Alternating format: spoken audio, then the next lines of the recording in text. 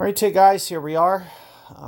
You guys saw what I did last time. We're going to probably stick to that approach here and do very similar. Biggest thing is going to be a club with curl. So having Apocalypse at least unlocked, you can get away with a 2, 3, 4, anywhere in that sense. So I'm assuming if you're in Expert, you probably have one of those. Another thing you can also do technically is like overpower things like Rock and QB, which is something that I've done in the past. And just try to count the rings that best that I can if I don't have, Apocalypse. So as long as I have like 4 or 5 topspin, I can pull off this shot. So I try to make sure that I use at least 5, maybe even 5 1/4 when I have Apocalypse, because I'm definitely not doing overpower or anything. But you may need to go into slight overpower if you do this with a rock. So you'll see right around 5 on the top spin here. And with where my startup is, other than this, I'm thinking 6 rings here. Making sure that you're very careful not to add anything extra. Perfect ball. Tons of curl, as you can see. And no good. No good. So it actually landed just a little bit long. That's why you want to be very careful. That first bounce was very close to the edge, and because it landed there, my ring adjustment kind of was a little bit light, which caused the ball to kind of project through a little bit, and you can see that the second hop ended up missing that rough, because I always try to scoot it through the rough.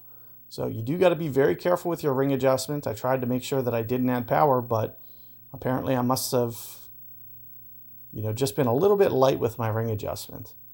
So keep that in mind. Be very careful with the angle that you pull rings. Another thing that I probably could have got away with there if I would have just pulled just a little bit more down towards the left a little bit after I turned the screen. If I would have changed my pull angle and just adjusted just a little bit more, when I was pulling down, pull over here just a touch to keep it from landing long like that. So that'll be a good secret. However, if you guys do get to this spot, since I already have a shot for you guys on this, I'm just going to go ahead and put forth this one to you guys, because I want to show you how to get out of trouble in the event that you need it. So I'm thinking in this case, lots of curl, no real spin, 5-ish rings, maybe just a little bit more. And as I mentioned, lots and lots of curl, making sure that you're not adding any overpower or anything. You can see that it just clips that, and hopefully it's supposed to roll up there. You have to watch how much topspin you put on. You can see I actually used none in that case, because you may have, if you add too much there, that second bounce is gonna clip the fairway, and if it clips the fairway, you may be on the back of the green somewhere. So I did want to try to land just a little bit more on the north edge. But let's take a look, because I actually got pretty close. It's very close, very close. So what I'll typically do on these, if I can keep that ring inside the hole, it typically will allow me great ball right, great ball left to just sneak into the hole.